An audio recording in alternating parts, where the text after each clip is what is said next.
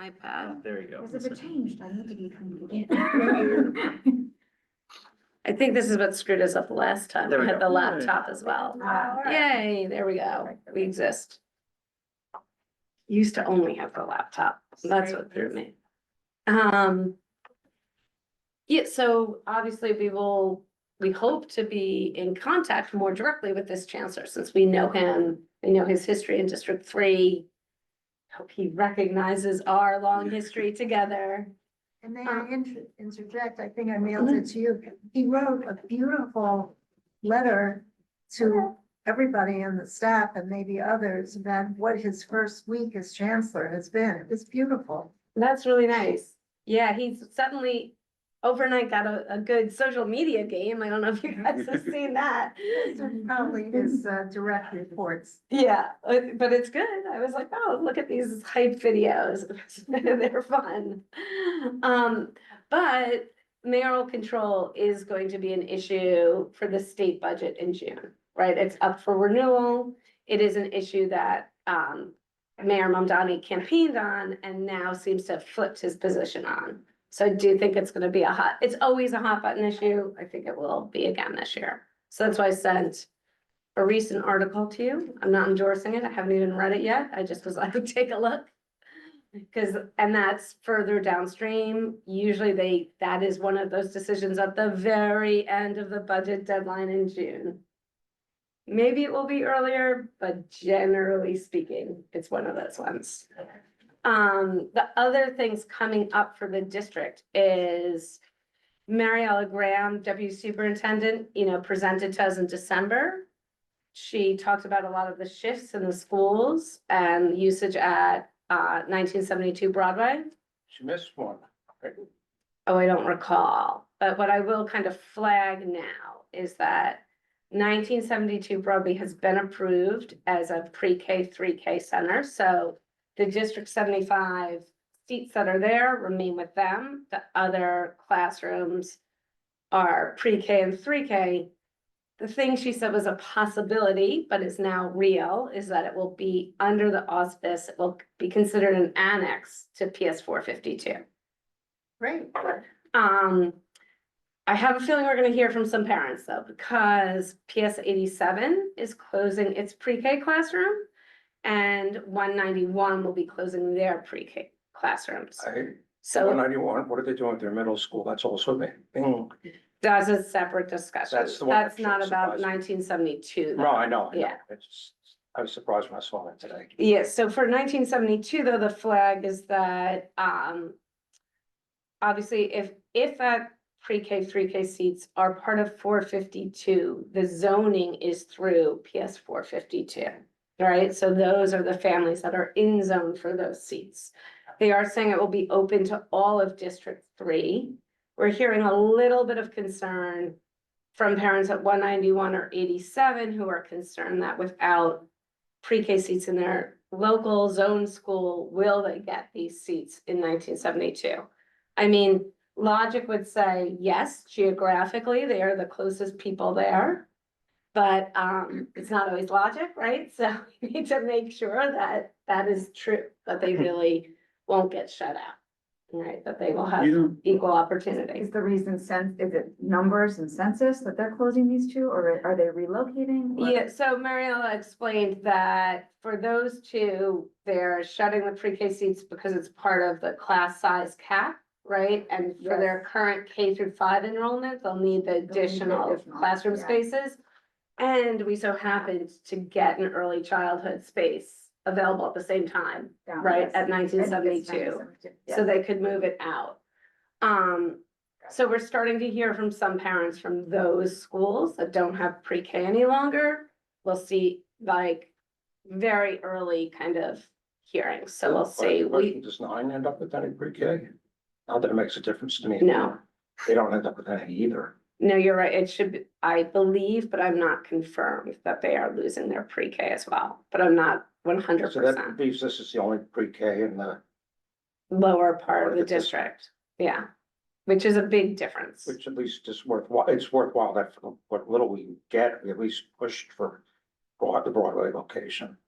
Yeah, I mean, it's a great location if you We happen should give ourselves to live in a that little lower part star of the for that. district. We certainly Yeah. fall for it, so. But lots of people Do- don't. Do we know, was the net change like neutral, positive in terms of total number of seats? Seats, they haven't told us yet because in December, it wasn't finalized. So I do want to see what the net should be a gain in seats is our goal, Yeah. right? Like, Yeah. One the would hope. hope is that we're adding seats. Yeah. But we net lost seats. No, that's. For Within the pre-K district. only, pre-K, 3K, I'm talking about, not We're gonna like, gain, we are gonna gain seats. But the whole- we're hoping to, I don't know. I hate when I'm not representing the DOE. This is what I've Yeah. heard. Well, the other complication is in the announcement from PS 452, they announced that they're going to lose a 3K on site. But move it to Yes. 1972. So Yes. technically that is their site though, Yeah, so yeah. they're not losing a. No, but what I'm saying is, if the assumption is these new seats are going to benefit the schools that are closing their, Right, one at least Classrooms. is coming over from there. Yes. You are right. yeah, so they're Yeah. gonna lose at least one class. That's already, like, if we, just off the top of our head, we have basically 4 pre-K, I believe, not hard numbers, 4 pre-K classrooms that will be shut in the next year. So. And the gain, I question, believe, is 7. where were all the twos going that we've been hearing about? So that we need to stay in communication with the mayor's office because early childhood is a separate department Right, so than I'm DOE. aware, so we're Yeah, gain the twos, but they're gonna go through the twos, they're gonna have nowhere to go for threes, and then they have someplace to start going when. oh, I hear what you're saying. So that's Yeah. great for parents who are trying to get back in the workforce. You're right, no, I No, was, it's not. and we don't know the distribution of seats in that building between pre-K and 3K. We don't know how they're divided. So if they want any of this to actually work, they have to cover everything. Yeah, it has to be It has to be a ladder, continuous, right? or Cause else- kids Yeah. keep getting older every year. That's Yeah, how it no, works. Otherwise, your job openings are limited to Whole Foods and. Yeah. Should we shift this to the end of the conversation? Yeah. I just wanted to bring us up to date. There are a few other shifts in the district though that are definitely going to be on our agenda for the spring. Mary Ellen spoke about them as well, about possible truncations and mergers throughout the district. There were quite a few. It's the most I've ever seen at one Can we- time. You just tell us what you know. Yeah, so, MSC was one that they were talking about merging, With Community what? Action School and Lafayette. So that's 2 middle schools essentially closing, even though it's a merger. 191 for their, sorry, just to be clear at MSC, it's just 6 through 8, not the whole program. 191 there, 6 through 8 is Right, being but looked these have at. been always talked about. Yeah. They've been talked about as long as I've been. So that's a lot of mergers. In December, Mary Alice said that they were aiming for March and April PEP meetings. We know like really that PEP meeting sets the clock, so we could walk backwards from there. So it really depends on which meeting they're on the calendar for now, but they often kick it to a later meeting anyhow. So that's it for like the district updates for So- now. MSC up till 5 stays. Correct, It's an No independent change. school. no And change so there's there. always for those people who aren't aware, of that there's always a sort of truncation, internal truncation between the middle school and the, Yeah, enrollment's Okay. very different in Yeah. that school, 6 through 8 than K through 5. I'm sorry that took so long. Thank you for your patience. I want to hand it over to, like your name, Michaela Shockman, thank Do you. you want me to do the introduction? Yeah, Audrey invited Michaela because she has met her before. So do you want to tell us a little bit about why, Audrey? What do you think? Sure. I'm speaking as a person, not as representative of any city agency or group or anything. But I have a lot of experience having to do with students and student schools. So the Department of New York City Public School System has about 60 rules for students. They're not supposed to bring in weapons, they're not supposed to intimidate people, they're not supposed to use violence against staff or student, things of that sort. And the purpose, as you can imagine, is to have a safe learning environment and have the children come to and from school safely so that they will actually go to school. And when students are accused of violating the rules, they are suspended and they go to a hearing office. The parents can select to have a hearing or not dispute things. And basically, the issue became whether suspensions are the way to get the children to change their behavior, if they're negligent, reckless, dangerous, whatever. And that's why, in addition to suspensions, they now do mediations. They have social workers and guidance counselors on staff, and they very often will help parents, not only by having conversations, but by referring the children for care and treatment to outside free organizations, Cayuga, JCCA, or I was thinking of them offhand. I know so many others. Anyway, so now Michaela can speak in that context. Great. Awesome. Well, thank you so much for having me. I'm thrilled to be here. I actually live on 80th between Columbus and Amsterdam. So I live in the neighborhood. I primarily work out of the Bronx. I also do represent students in Brooklyn as well. So I work at Legal Services NYC, which is the biggest legal services organization in the country. But I actually work in a very small unit, which is the education law unit. So my work primarily focuses on representing students, mostly students with disabilities, so advocating for their educational rights in school. And my main focus on that is the intersection of discipline and disability. So I represent many students that have disabilities that are being excluded from school, and advocating for their right to an education and being in the appropriate setting with the services that they need to succeed. And then I also do general suspension representation as well, of students that don't have disabilities, but again, just advocating for their right to be back in school. So today I'm just sort of gonna give you an overview of what that process is like in New York City. And I'll also sort of throw in my personal advocacy efforts and the way that I try to make my representation on the direct services level, what I like to call holistic and healing centered. So, like Audrey said, believing that, or I personally don't believe that suspensions really solve anything, right? We just send the kids back to school, the issue's still there. So how do we ensure that, we're supporting students, we're resolving issues, we're creating communities where students can thrive. And then I use that to inform more big picture advocacy efforts that include filing federal lawsuits, working with the city DOE, working with the state DOE, working with elected officials to, again, just advance efforts that I think bring more healing centered and positive experiences for students. And again, just prioritize keeping students in school and advocating for their right to learn. Just so I'm respectful of time, how long would you like me to take with this? We were And of course, thinking within the half hour. Half hour, okay. So I might skip around, but we'll see. Okay. All right, so so we're gonna do an introduction, little legal overview. Are there any lawyers here? Okay, good. So we'll do a little law stuff, not too much.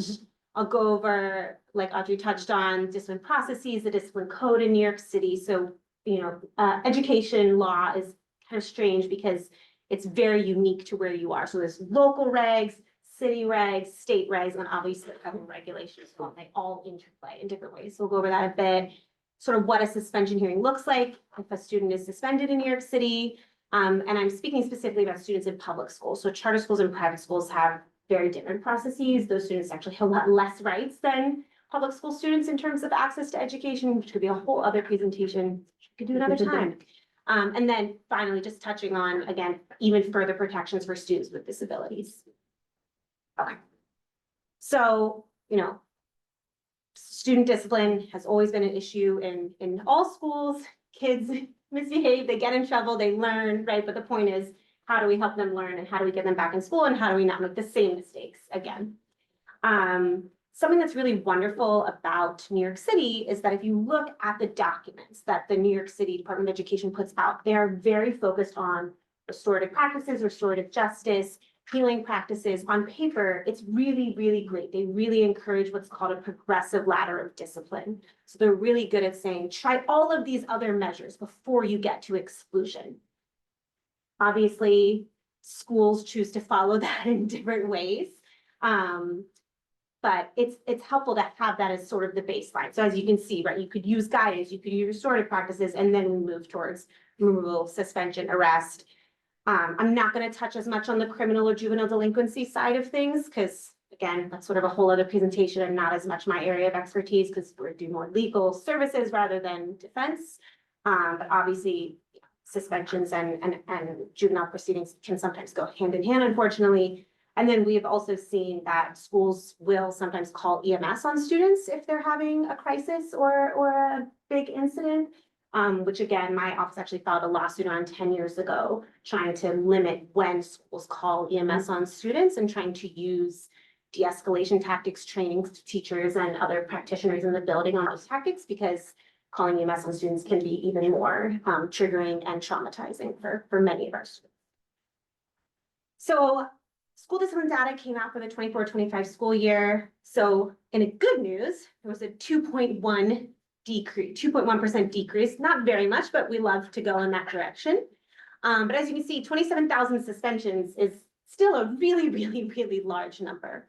And the thing that really troubles me the most is that, as you can see, the disproportionalities in terms of how it affects Black students and students with disabilities, that remains pretty consistent year to year. So you can see that it's basically double the representation of the students in the district of their suspensions. And not only that, but that number increases if you look at the students that have repeat suspensions. So that's why a lot of my work is thinking about how do we bring down those disproportionalities for Black students and for students with disabilities. So school to prison pipeline is sort of, we know this buzzword, but it's real. And there's a lot of data showing how suspensions negatively impact students.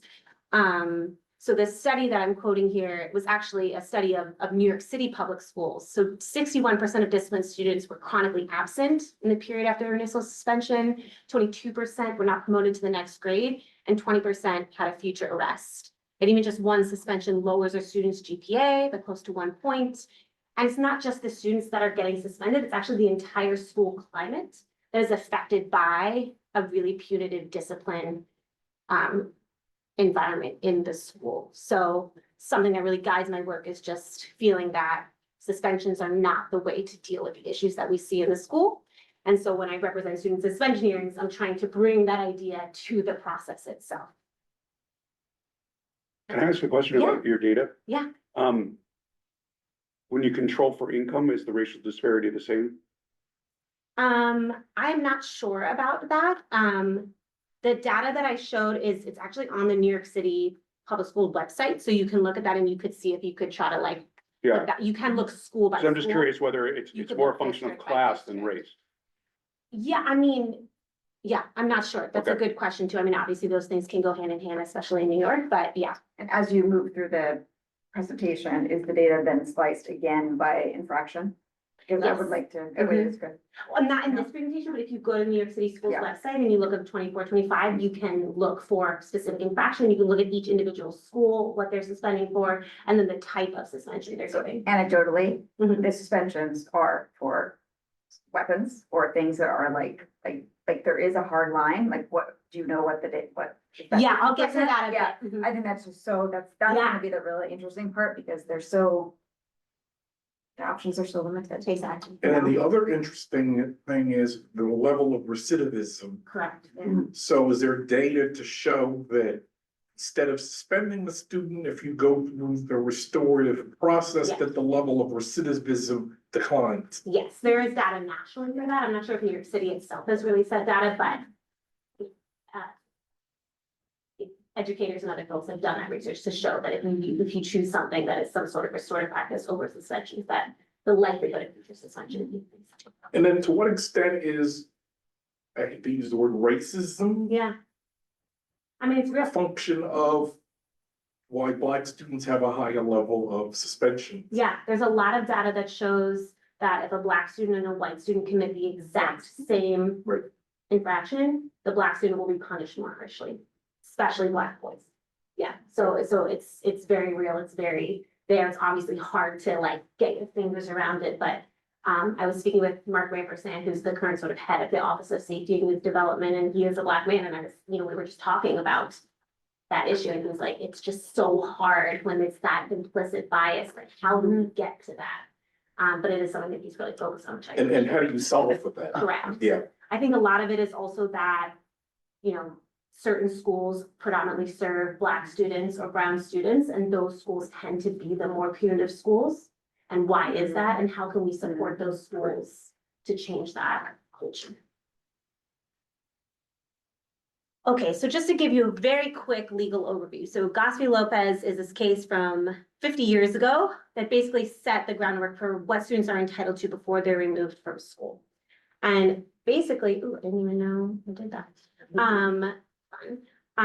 Basically what it says is that students have a property interest, a right to an education. So before that can be removed, they are entitled to what we call in the legal world due process, right? They are entitled to some sort of procedure before that can be taken from them. And what this Supreme Court case says is that it literally says some kind of notice and some kind of hearing. So it's very, very vague as to what school students are entitled to. Most states have built upon that very low threshold. New York, it has, and has a very extensive list of things that have to be done before a student can be suspended. But there are still some states, like I'm from Pennsylvania originally, I'm from Philly originally. Pennsylvania has never built upon that threshold. So that doesn't leave a lot of protections for students. I could talk about this all day, but we'll keep going. So these are the places that we find the laws that govern the disciplinary procedures. So as you can see, New York State has their own laws, and then New York City has chancellor's regulations, which I'm sure you've all heard of. So A443 is sort of my Bible. It's where I go as to what are the rights of students when they're being suspended. It's primarily procedural, right? So A443 says a student has to be given the right in the moment to share their side of the story, to be able to write a statement. The principal has to investigate the entire situation before they decide whether or not to suspend the student. That a student has a right to a hearing, that a student has a right to an advocate attending with them if they'd like. It's not a right to counsel, but it is a right to access to counsel if they would like an advocate or an attorney with them. They have the right to question witnesses. They have the right to appeal that decision if they disagree.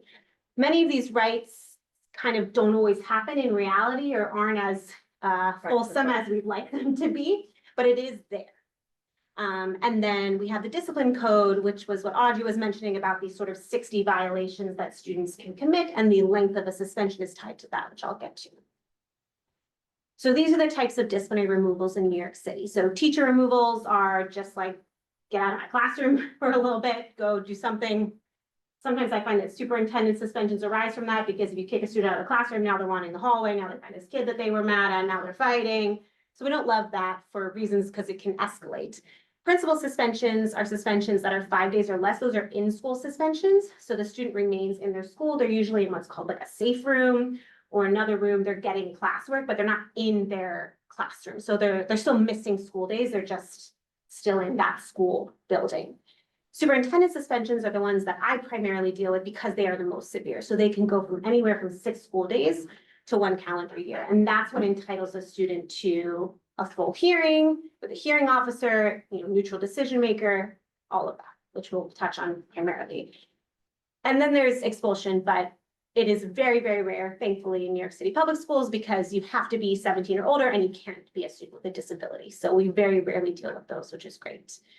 Another thing to note that's great about New York City is that most suspensions are capped at 20 days.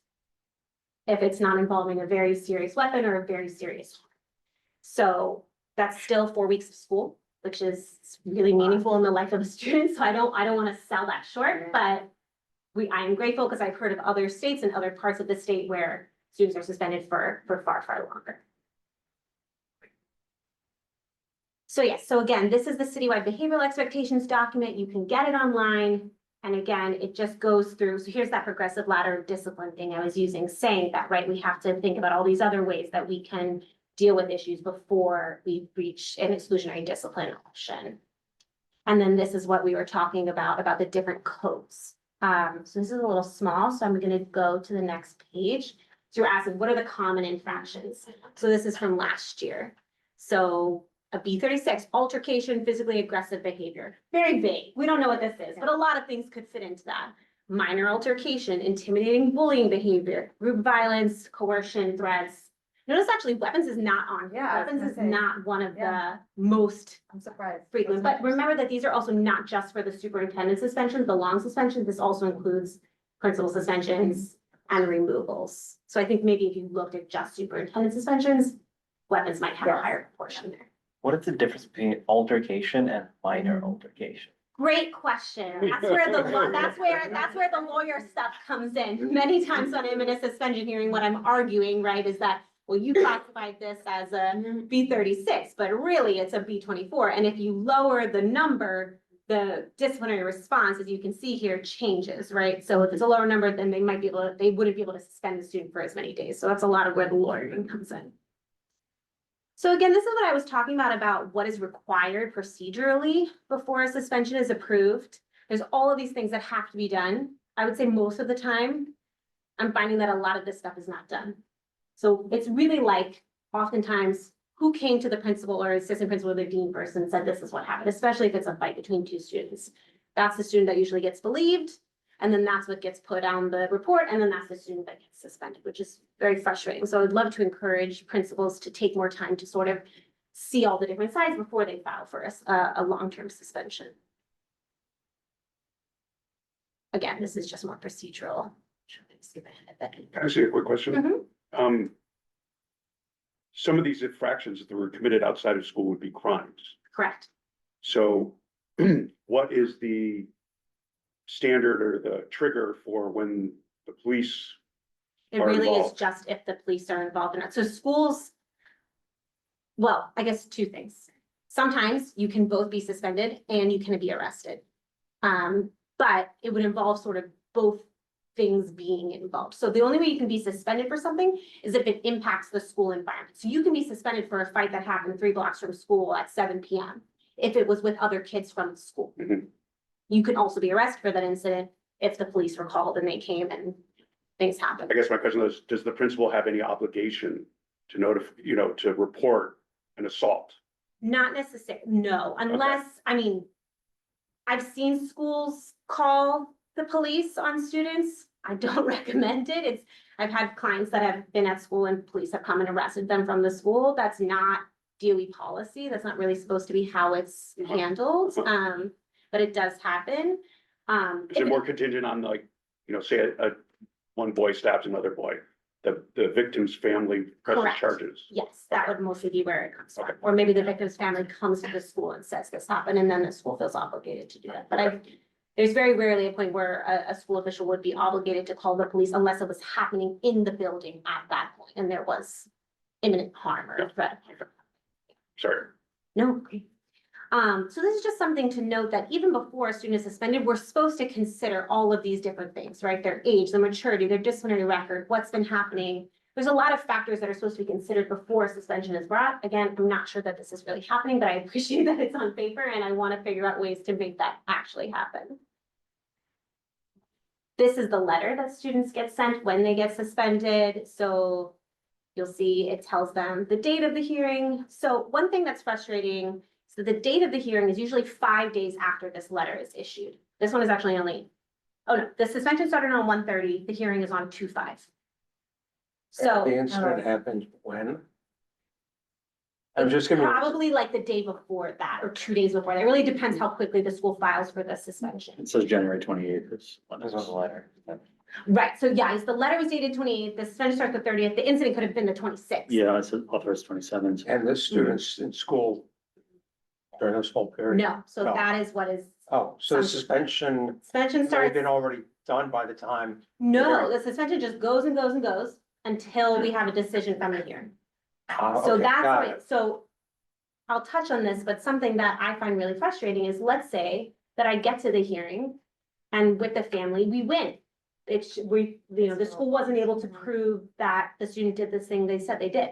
They have already missed at least 7 days of school, usually more. So the harm has been done, right? And they come back to school and they're labeled as a kid who was suspended.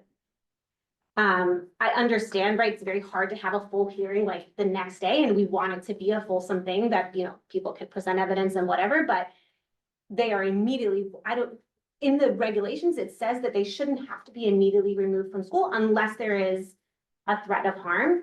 But it is practiced in every single school in New York City that if it's a superintendent suspension, they're removed right away. So they're immediately out. So this whole time that all this is happening, the student is out and they're attending, says ALC, that stands for Alternative Learning Center. So they're attending an alternative school with other students that have been suspended, that is not working with their curriculum, that might not have their special education services. They don't receive busing there, so they're having to take public transportation. There's only 10 of them in the whole city, so a lot of students are traveling really far distances to get there, which honestly means attendance is terrible. I would say over half of my clients never go because they're either scared to go or it's too hard to go. Their parents have 3 other kids at the school that they came from. They can't take them there. It's just not a very effective system for a continuing education. So that's something that's frustrating. And then this is how it looks for the charge. So most parents don't get that like B code of like B34 or whatever. Mostly just they get a description of the incident, right? This student engaged in an act of group violence against this other student. They picked them up and threw them on the floor. This is what the school has to prove. They can prove it. They don't have to prove everything. They can prove just parts of it. They could prove it and it could be a little bit different.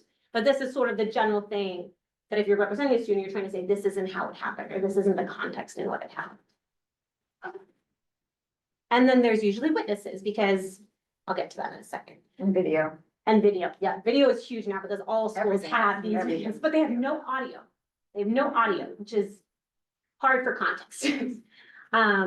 So this is something we really advocated for. In the suspension letter, there is a community/legal services document at the back. For the most part, it should always be sent, might not always be sent. And as you can see, you may want to speak to an attorney or advocate before the MDR suspension hearing. You can bring one. And this is how most of my clients come in. So they call our intake line, they're sent to me, and that's how I connect with the families.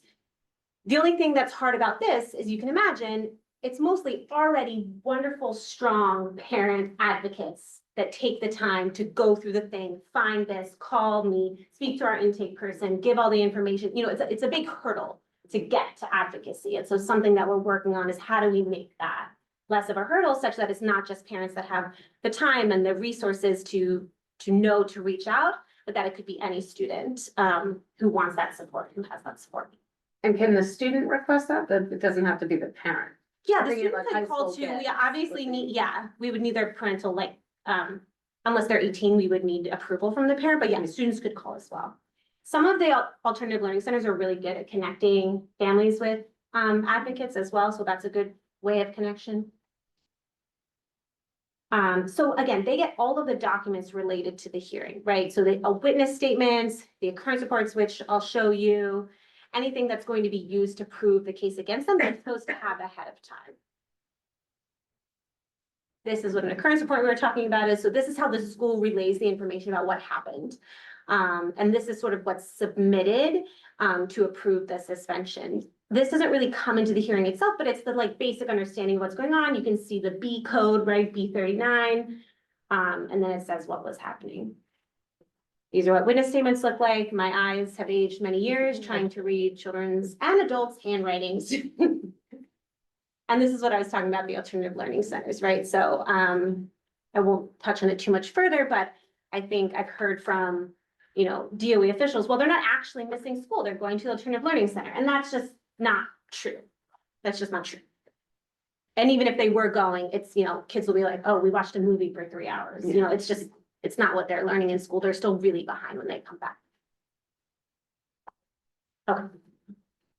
So there's sort of 3 things you can do when you get to the suspension hearing. The first one is called pleading no contest. So most students in New York City plead no contest. And what that means is they look at the charge and they say, I'm not going to fight it. It's not a guilty plea per se. It couldn't be used, you know, in a court of law that they admitted to something. They're just saying the way that the charge is written, I'm going to accept, and whatever punishment I receive based on that charge, blah, blah, blah. Nothing else comes into the record. That's it. I get frustrated by the fact that I think sometimes schools pressure families into pleading no contest because it's easier for them. They don't have to come to the hearing office necessarily. They don't have to put on a whole case. They get it done. So I hear from a lot of families, oh, my dean told me that if I pled no contest, I'd get less days of suspension. Mhm. Which isn't true, because the school actually isn't the one who determines the length of the suspension, it's the folks at the hearing office. The school can suggest a number of days, but it's the hearing office, so they don't actually have that authority at all. But this is happening, like in the timeline of the example you're showing. Mhm. I think the incident happened on January 23rd, 30th. The letter was received, the hearing was on February 5th. At what point are they pleading? So On February 5th, they're gonna. most people on February 5th, most people, when they So they've come to the already- hearing they've already office, missed. they've already, yeah. If I have a client that comes to me and I get them ahead of time, and let's say they were like, I had a switchblade on me, I walked into school, it went off in the metal detectors, everybody knows I had a switchblade. Then I say, actually call the hearing office, you can enter a plea of no contest early, and maybe we can get a slightly earlier decision. So you can actually submit that no contest plea, not at the hearing office, you can do it remotely. But I'm not sure many families are having that communicated to them. So is the decision made by one person who's the hearing officer, or is it a group of Yeah, people? yeah, so I can touch on that briefly. It's a very odd Yeah. system. So, well, let me get to that in a Okay. second. Yeah. So another thing, you could go to the hearing office, you could choose to adjourn to a later date. Let's say if you learned that you could have an advocate with, you didn't know that before, or the school didn't give you the evidence you wanted. However, you continue to be suspended. So it breaks my heart when families adjourn because it means that it's being postponed. And then the main thing that I get involved with is a full fact finding. So that's a full hearing, right? So the school has to prove with competent and substantial evidence that the student committed the infractions. They can do so by presenting eyewitness testimony, a photo or video evidence, or that the student admitted it to someone, either verbally or in writing. Sort of 3 ways they can prove that. Are any of the video evidence come from kids' cell phone cameras? Yes, Cause I see online and social Yeah. media now, like this proliferation all the of time. fight videos. Yeah, and kids will get suspended for filming, which is very Yeah. interesting. Yeah, I don't love those ones. But they do have to be authenticated, so you have to find a way to authenticate that video. There are some rules of evidence in these hearings, they're very, very minimal, but they exist. And this is something that so just to speak about my advocacy, so substantially competent evidence is 50% or less. I mean, the school can prove the charges with 50% evidence or less that the student did the thing. I don't know what we're teaching kids, that they can be punished for things that it's a less than a 50% likelihood that they did. And so my office filed this lawsuit, YH, in May, challenging that standard of proof as unconstitutional, meaning it was not adequately protecting the right of students. So all we are asking is for that standard of proof to be heightened to a preponderance of the evidence, which is 50% plus a feather. So we just want a feather more. We just want the school to have to show a feather more likelihood that the student did the thing before we impose this punishment that has a lot of impact on a student's life. Because in criminal law, the onus is on the prosecution to prove Exactly, guilt. beyond a reasonable Beyond doubt, the reasonable which is a doubt. very high So- standard. Exactly. None of these kids have ever seen Law and Order. Exactly, no, sometimes they'll ask me, they'll be I mean, it like, must really confuse, Right. seriously, it must really confuse them. it's very, and it's Yeah. very, it's, it's just totally disheartening, if you say I did something and I say I didn't do something with this standard, I did it. Right. Done. Which is counter to what they're learning in civics. You're right, and it really just, If- I find it can really alienate students from our civic Yeah. system. Right. Yeah, so that's actually, thank you, that is something I spoke about in my brief, exactly, very good. So we're waiting on the decision, it's in the Southern District of New York, it's in federal court right now. The Department of Education filed a motion to dismiss, and so we went back and forth, but we're waiting on a decision on that, so that's exciting, that could have a real impact. This is what I was sort of saying, but we don't have to go into it too much, it's very legal. So this is how it works, so the school testifies, right, and in the hearing, there's a hearing officer, and then sort of me and the student's family are on one side of the table, and then the school is on the other side of the table, and there's usually a school official who's sort of the presenting official, so they're usually the dean or the assistant principal, and they're presenting the case, and so they're bringing a witness, or they're showing a video, or the witness statements, and that's how they're proving it. And then the hearing officer is asking them questions, and then I'm also asking them questions, and that's how the information comes out. The student is also allowed to present their side, but I find since the burden technically is on the school to prove it, though again, when it's 50%, you can question whether that burden is actually placed on them. But I usually don't present much evidence, mostly because I don't have any more evidence than the school has. And the student does have a right to remain silent. So unless the student feels really called to share their side of the story, I don't often have them testify, because again, if you say he did it and this kid says he didn't do it, they're gonna believe you, and I don't like to make a student feel like their voice is not being held in an equal way. Yeah. A lot of times what the students would say if they were to testify, I did it because. Correct. And usually because is done enough to dismiss. It could be so-and-so was annoying me, or they were saying bad things about me. Yes, exactly. And there is a second part to the hearing that is called the dispositional phase, where the because can matter a little bit. So oftentimes if I try to have a student's, or explain the sort of reasoning behind the incident, like, well, 3 weeks ago, this kid hit this kid, they're like, well, that's not a part of the charges. We have to stick to the charge. It has to be relevant to the charge, right? But in this phase, which is the second phase, you're allowed to submit really anything you want to sort of contextualize it. So oftentimes I'll tell families and students, bring letters of support, not talking about the incident, but like your coach or your religious leader or your art teacher. You just speak about who you are as a person, because we all know this is just one moment in your life, whether you did the thing or not. And it's helpful to have that full context. But also in that, sometimes students will write statements saying, I've been bullied for this long. I just really lost it. I'm sorry for harm I've done, but this is what happened, and I'm looking forward to working on it and things like that. So going back to your question, there's sort of two groups of people at the hearing office that make different parts of the decision. So the hearing officers, those are lawyers, and they're hearing the facts and they're making rules on evidence, and they're deciding whether the school has proven the case to the extent necessary. Then there are folks called early resolution counselors, or ERCs, which is sort of a misnomer. And those are the people, they are more educators, I guess, or usually have an education background. And those are the ones that are determining the length of the suspension. So they're supposed to take the information from the hearing officer about what was shown, and then this dispositional information, and that includes whether the student has ever been suspended before, their grades, their attendance. Sometimes schools will submit like anecdotal teacher notes, and then the information that we share. And they look at all of that information, the student's age, blah, blah, blah, if they have a disability, and they make a determination about the number of days of suspension. Again, the school makes a suggestion, we make a suggestion. Our suggestion is always immediate reinstatement back to the school, and they make that decision. But it's a funky system because that person is not in the room for the hearing at all. In fact, many parents never even see that person or know who that person is. So it's a little odd that we're presenting this information to the hearing officer when that's not the person making the decision. Just a little quirk of the system. That's, yeah. My suspicion is that the department does not trust the lawyers to make the decision. They feel we've never been in schools. What do we know? We don't know that much about children, et cetera. So they feel they should give it to an educator. Yeah. Now, whether the assumption is correct or not, it's a matter of dispute. But that also would seem to add a time element, or is it like instantly? The It's hearing's not- happening here, you no. pass the paper to that room there. Yeah, so as you can see here, so they get the decision, so it's within 2 school days, within 48 hours. Yeah. That's what the right says. It's not Mhm. always the case. Sometimes I have to go yell at a lot of people. As she knows.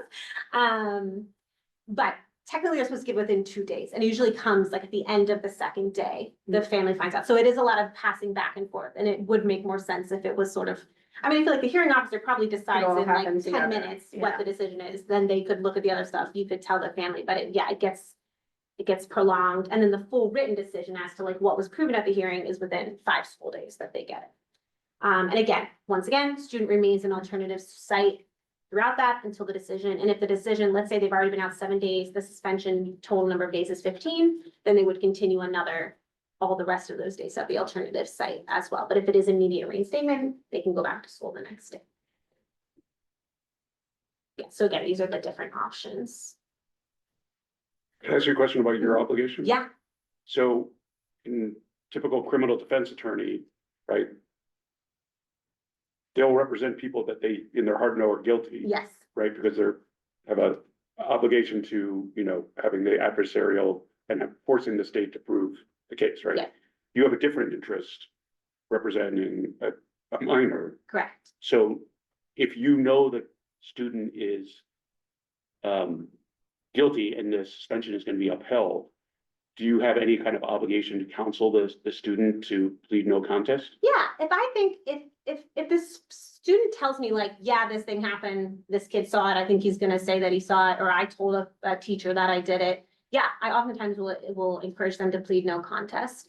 But more often than not, the charge is written in such a way that it's just not totally accurate. Like the kid's like, yeah, for example, a lot of the time, I think things are classified as group violence, which is a really high charge that can carry a really long suspension. That isn't actually group violence, right? It's that like two kids were fighting, and then this kid came over, and then those two kids were fighting. There were two separate fights. They happened consecutively, but is that group violence? Right, I don't think so. So in that case, then I have to go to a hearing because I want to make clear about how this happened. So it's not that it didn't happen, it's just like the context that the charge is written in, which carries a higher Right. potential disciplinary response, I want to clarify. So most of the time, it's that kind of thing about why I go to a hearing. I would say, yeah, probably like 10% of the time is the student just like, I didn't do it at all. It's like, no, something happened, but it's not like this, blah, blah, blah, blah, blah. But I do try to consider, I usually just weigh whether the evidence is going to help, the extra evidence coming in, is that going to make the charge seem worse or seem better? And I sort of talk with the student about how we're weighing those things. Can you go back one to the outcomes of the Yeah. hearing? Because are the only options a suspension of some sort? It's just a suspension hearing. There's no, at this point, there's no other intervention. No. Yeah. No. There should be, I'll get to that in a second. There's some things that are supposed to happen when the student goes back to school after suspension, but at this point, yeah, no, there's not. Yeah. Not really other options. Just touching on that. We have the option of having more mediations and things like that. I mean, it's very funny, in many of the hearing offices, there's a room that says mediation room, and it has like a sign on the door. I've never seen anybody in that room. Hearing officers were trained in mediation like 3 years ago. They've never done one because it's just not actually happening. So in theory, we're trying to promote these things, but in reality, those things aren't happening. They could be done alternatively to suspension. Mediation between, Usually mediation is between two students. So if a student had a fight with another student, or even a student and a teacher. Same with schools. I mean, schools try to hold mediations sometimes, which is great. But a mediation is only as successful as the people that are facilitating the mediation. And I find that a lot of the folks at schools that are leading them aren't trained in that. So some people are natural mediators. That's amazing. It would be great if we could train the people that are doing it so that they're better facilitated. I had a suspension quite recently that grew out of a mediation because the kids started fighting in the middle of the mediation. I was like, so, that kind of thing, like those options could be had, but by this point, we've sort of crossed that bridge. Yeah. Just a brief thing on the record, I find that parents are really focused on this is student record. In New York City, for the most part, records are expunged either at the end of the current grade that the student is in, or at the terminal grade of the school that they're in. So if you get suspended in 7th grade, it will either be expunged at the end of 7th grade or at the end of 8th grade when you go to high school. And it is completely internal to the New York City public school system. So unless you report it yourself, say if you're applying to college or something like that, the New York City public school system is not sending that information to colleges or wherever else you would go, or a private school or anything like that. Because I find parents can be The really, record is every parent's trick ever on earth. Every kid lives in fear of like, the this is. record, I don't know, they're it's like in our second grade, zeitgeist. It's And they're like, this is gonna be on my record. Right. You're That like, also means if it shows up at NYPD, That's a Then different, it is yeah. here. if and that it- doesn't disappear at any particular age. I Or think does it? it depends. If it's a juvenile delinquency case, there are some like, hidden things, but that's sort of a more like criminal side of things, yeah. But within the district, it's completely internal to the district. But that also means someone who maybe was suspended 15 times in middle school, when they get to high school, there's no trail of that. Right, and it's a little bit of a lie, because it is, if you go into the student's like account, it will still be there. It just sort of means that they can't be considered in future suspensions. I have a mom right now who I did a suspension hearing with her and her child last year, but it was completely dismissed. It was a really silly case. We have another one this year, and on the list of like disciplinary history, they had written the suspension from last year. And I was like, it was dismissed. And the principal was like, well, it was still on his record online. Mm. So I think this word expunge is not actually I expunge. feel like then that's not accurate. Yeah, not at all. So this is what I want to talk about briefly about, like, well, what happens after a suspension? And these are things I try to advocate for, and they are, especially the welcome back circles, again, they're in the regs. I find that when I ask schools what their plan is, many of them aren't doing them. But it's really important to help a student return to school, right? Especially if they've been gone a while, both to rebuild the relationship with the school personnel and the family and the student, ensure that that missed school time doesn't impact them academically, right? Because now they've been out of school for a while, they're behind. Can they work with their teachers to figure out how to catch up on the work? Can they do extra credit, etc.? And then also making sure that that student has people in the school that they can go to if they're feeling a certain type of way, whether that be a guidance counselor, a school psychologist, a school counselor, whatever, just connecting them with people in the building that they can go to. I think these meetings can be really important, and I think they're sort of not focused on because like, all right, you're back, whatever, go to class. But I think this is a huge moment, a missed opportunity. And again, I also think about, can we have mediations between, if it's between a student and a teacher, or two students, if we just put them back in school together, nothing's fixed here. We didn't do anything for this relationship, right? So how do we work on that? I find that many students that are suspended maybe should have been evaluated for some sort of special education service, like counseling or other things. They're not. So I look at that, and then again, connecting with school and community resources. Maybe they should be a part of a like young men's group, or can we connect them with a sports team? Should they be getting some, a lot of our schools are great connected with mental health organizations. Can we connect them and give them counseling and things like that? Who's supposed to be in the welcome back circle? It's not really specified. Ideally, I think it would be like sort of the mental health support team of the school, whether that be a school counselor, a guidance counselor, school psychologist. I think it should also be the folks that brought the case against the student at the hearing office, because that's a relationship that's been really harmed, I think Right, the students. principal or the dean, Right, whomever like that it's a person really was. weird thing to Yeah. feel like you're being prosecuted by someone who you've been told is on your team. Yeah. Like I've had an AP sit across from me and be like, well, this is my student that I'm protecting, the witness. And I said, well, this is your student too. Like it gets all messed up, and that relationship really needs to be repaired, or Yeah. there's gonna be further problems. So that would be a person I would connect to.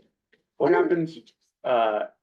so you said the law stipulates that students under 17 can't be expelled. Correct. So what happens if there's a child who's 13 who has a history of chronic violence and is deemed a threat to other students? Yeah. What's an alternative placement for them if they can't be in the school that they Right, were? so you would consider at that point, District 75, there might be certain types of District 75 schools that we write from. There's also therapeutic settings within the district that students can be placed at for limited periods. Or you might look at non-public schools, but the district can place students at that maybe are for more students that have an emotional disability or have, episodes of violence or things like And that. those are paid for by the city, Yes. correct? Yeah. Correct. And even in high school, there are alternate high schools, Yes. alternative high schools that the principal or whatever guidance counselor could recommend. Correct, I mean, the exactly. thing about District 75 is really a grab bag of different issues. This is something that I have an issue with, like many of my clients, right, they'll be like, well, they can't function in this environment, we'll throw them into District 75, but a student that has an emotional disability is now in a classroom, in an 8-to-1 classroom with students on the spectrum Yeah. who are nonverbal, that's not gonna be right for them Right. either, right, but we're not differentiating sometimes in terms of the type of services that students need. Just, yeah, Quite a group of people that society often overlooks anyway. So it's, that's right. just sweep them away. Exactly. I had a call with the principal yesterday from one District 75 school. And she was saying that my client, who I'd met through a suspension, had been put in her school. And she said exactly what I just said. She's like, my school is primarily students on the spectrum. He's way more like, for lack of a better word, high functioning than them. So he feels like everybody thinks he's stupid and he's pissed and he's acting out. She was like, so there's actually this other District 75 school down the street that I feel like would be better equipped because it has more students with his particular profile. But like the principal, that's the person who's doing that negotiation with the other principal. After the kids already Right. physically Right, and landed now he's there, been in and now 4 they've been- schools in Yeah. 1 year, Yeah. so it's a frustrating system. Yeah, but it does feel sometimes like schools just want to be like, get rid of this kid, he's not right for this school, but we're not thinking about, well, where is the right place for this? Just very briefly, last thing, I just wanted to touch on the particular rights of students with disabilities. Again, the historical context is just up until the Individuals with Disabilities in Education Act was passed. Many students with disabilities were just sort of warehoused, not considered their educational rights at all. Not that they had the right to an education, but just sort of put away. So the IDEA really came in to protect those students and their right to an education. As we saw in one of the earliest slides, they have a disproportionately high rate of suspension. And oftentimes what I find is that when students with disabilities are suspended, it's because the services that they're receiving either are not appropriate, not happening, or they're not in the right educational setting. Again, yeah, so it's students that have an IEP or students that have a 504 plan, which is more for medical things, or students that like the school knew or should have known had some sort of disability. So let's say the school knew, I had a client recently that like the school knew that the student had been hospitalized for like depression and anxiety several weeks prior. So they were aware that the student was going through something, even if that student didn't have an IEP, they were aware of that disability classification. So they are entitled to those rights too. So when a student with a disability is suspended, if it's for greater than 10 days, so yeah, 10 consecutive days, or 10 days within a 40-day period, or 10 days in a school year that constitutes a pattern, they are entitled to this meeting called a manifestation determination review, or MDR. And basically the point of that meeting, it was created so that we don't suspend students with disabilities for their disability. So the question in the meeting is basically, is there a relationship between the incident for which they were suspended and their disability? I think these meetings can be really, really powerful and meaningful because it's an opportunity to have everybody come together and say, okay, something went wrong. What happened? What can we do to make sure this doesn't happen again? How can we support this student? Unfortunately, I find a lot of the time that this sort of like punitive vibes of the suspension hearing continue into the MDR. And sometimes school personnel can feel like, well, if I find that this was a positive manifestation, I'm letting the student off the hook, or I'm not teaching them a lesson, or they knew. Or right they from- feeling like they're culpable because I didn't give the support that technically the student was supposed to have. Exactly, Yeah. exactly. So there's a lot of dynamics going on in these meetings that are not as productive. And again, the questions at these meetings are, was it caused by or had a direct and substantial relationship to the student's disability, or was it the direct result of the failure to implement the student's IEP? If the answer to either of these questions is yes, barring certain circumstances of like severe, violence or weapons or things like that, the student is returned to school immediately and procedures are in place to try to help support them further. But yeah, unfortunately, what I find a lot of the time is that these other factors in the meeting prevent a really comprehensive discussion from taking place, and it feels more adversarial, that I'm trying to show that it was a manifestation, school team is trying to show that it wasn't, and that's when I'm there. I also hear from families that they'll just get a call from somebody at the school and be like, yeah, we decided it's not a manifestation. That's not what the meeting is. It actually has so that they must review and consider all relevant information in the student's file. IEP, evaluations, teacher observations, anything provided by the parent. I get pushback on that. They say we can only look at the IEP. Nope, they can look at anything they want. Even the IEP is supposed to have a parent comment Correct. section, right, where. Right, and the parent can bring anyone, they can request, sometimes I'll have students that have a paraprofessional, someone who works with them all day long and is always with them, and that person isn't in the MDR. Wouldn't that be a very pivotal person to have in the MDR who knows this kid? So this is the worksheet that the schools districts are supposed to follow. So you can see it talks about the disability behavioral history, all of these different documents, again, behavioral concerns that aren't in the documents, and then sort of talking about the disability. And this is really helpful. This is put out by New York City Department of Education to help schools, to guide them through the discussion. Sometimes I have to remind schools to use this. Why? I don't know. To what extent are guidance counselors, social workers, nurses part of this MDR process? Because it seems to me that they would be really They should, crucial exactly. to the outcomes Yes. of the student. I think in an ideal MDR, it would be every person in the school who knows that student well, who can speak to them, their strengths, their weaknesses. So when I've gone to really good ones, it does include that student's guidance counselor, that student's counselor who they meet for counseling twice a week, that their classroom teacher, their paraprofessional.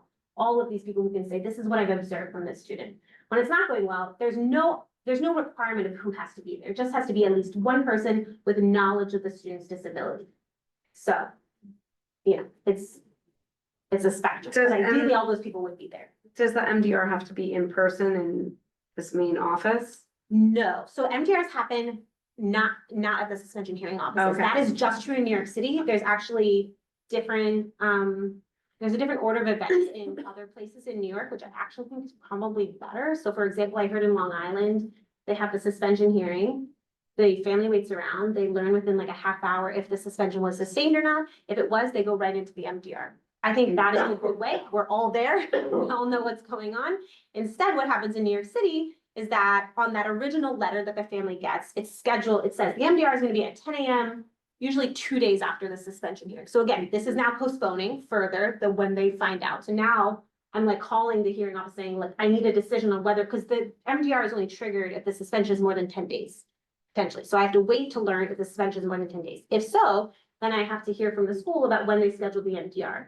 The time on the letter is never the time that it actually happens because the school's like, we have class, we have this is the time that it works. Yeah. So it usually winds up getting postponed another day. Okay, so now we're on like day 9 of the suspension. Now we have the MDR. It's at the school. It's with the school team. Oh, it's at the school, okay. That is another issue, I think. I think it would be great to have a slightly more neutral decision maker in those meetings, and it does happen in other parts of the state where it's like, first, you know, like the CSCs, this Committees for Special Education, when I do charter school MDRs, it is someone from the CSC who comes in to lead that meeting, which actually makes it more productive because they're not affected by the school dynamics in the way that people who are working in the school every day are. So those are some things I'm interested in. But it's still Advocating. physically in the school, just because I'm thinking schools are reluctant to send like a teacher if they're gonna be the whole Yes. day, because they have to go to Brooklyn Correct. instead of. Yeah, it is in the school. Oftentimes they're virtual, honestly. So people in the school building are there, So they but I'm can do it, attending yeah. through Teams or Zoom or whatever. Yeah, and so then they go through this whole sheet and then they determine whether or not there was a manifestation. If it's a positive manifestation, then that triggers the school to have to conduct a new functional behavioral assessment, which is sort of an evaluation to determine what the students' most frequent behaviors are and what are triggers and what are things that the school can do to decrease those behaviors or try to, you know, de-escalate those behaviors when they happen, which is great. A negative termination, nothing. They can continue to be suspended. This is probably my main source of appeals. I appeal a lot of these because oftentimes it's pretty obvious. I have won every single appeal I've ever done on these. But it's not really justice because appeals take a long time. So usually by the time we win an appeal, the suspension is over anyways. Again, these are some of the issues that I've raised. I actually was cross-examining a school psychologist in an MDR appeal, and I said, you know, to the best of your knowledge, how many hours of training have you received on MDRs? And she said none. On the record. I was like, I was expecting her to be like, oh, I did a training 3 years ago, but she was like, no. I was like, okay, well, there you go.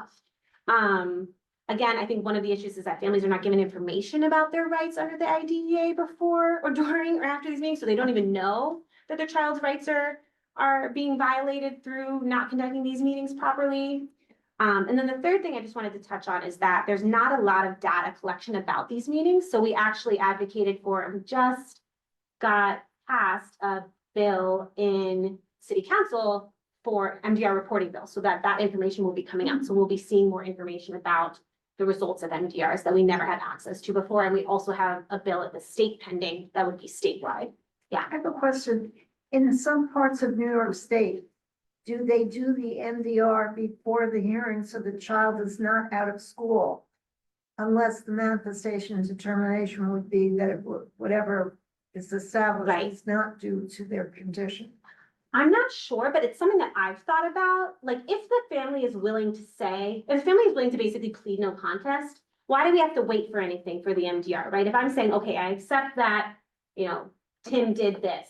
We don't need to have a full hearing. We can go right to the MDR if they're willing to accept that. If not, then we could have the hearing, because the reason why I guess one would argue that the hearing has to happen first is because we need the facts of what happened in order to determine whether it's related to the disability. But if this family is willing to say, I agree with the facts, then there shouldn't be a wait time. Something that I just learned, or not just learned, but something that happens a lot is I go to the MDR and they use the original charges as the facts of what happened. And I'll say, well, actually, I was at the suspension hearing 2 days ago, and actually this teacher testified that that wasn't quite right, and it's more like this, and they say, well, we can only go by the charges as written. And now I learned recently, No, that's not what the IRCs tell me. What the IRCs tell me is the hearing officer, if there's a hearing, has entered the findings in the computer I know. system. But And the that's schools what don't know they that. send- And that's what they send the schools. So if perchance there's some problem afterwards, the IRCs are hysterical. Because if the hearing officer says, oh, wait a minute, that's not what I wanted to find, I know, then they have to redo the MDR. This has been And my that's like a newest big thing. no-no. the hearing officer is supposed to go in and change the charges as what was proven at the hearing, and that's what Right. the schools use. But schools have to go into Soho, which is an online reporting system, to get that new information, and the schools don't do that. Well, actually, from what I understand, the IRCs give them the sustained charges. I'll believe it when I see it, and I've never seen Okay. it. But we can work on that together. But yeah, so that's another issue. And then finally, again, just wanted to highlight, the helpful resources. These are different organizations that work with students that are suspended, students with disabilities in general.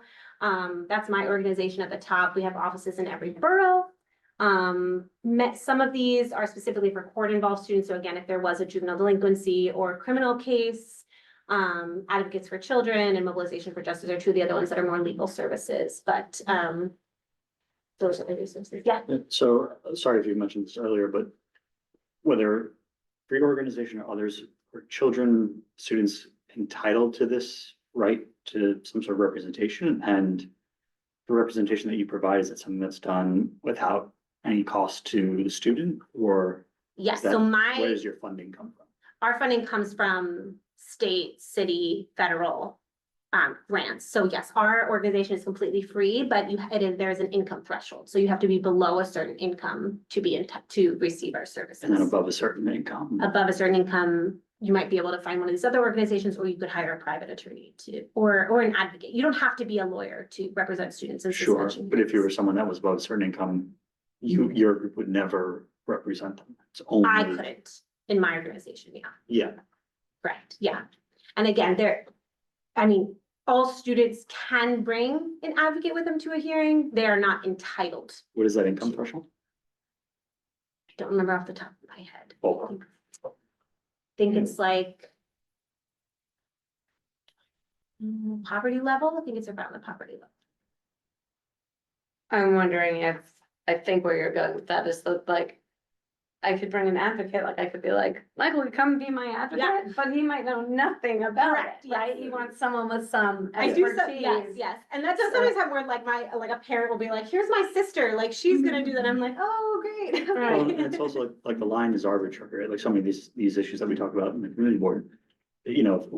At some point, someone is excluded, and the Yes. difference of $1 No, I does know. not change someone's condition often, but it might prohibit them from using your services. And, I completely agree. that can have a significant impact on Yeah. someone. You're sort of punished for being above the poverty level, but not wealthy. Correct. As with many things, there's like this middle level of income that Yes. are not receiving services Yes. one way or the other. Yeah, it's a big. I've done a lot of work with Advocates for Children and they have a pretty broad They do. appeal, like, I feel like you could at least get a recommendation for them, if not the actual They give a lot services. of advice and Like, I feel like counsel. they have a Yeah. pretty broad, yeah.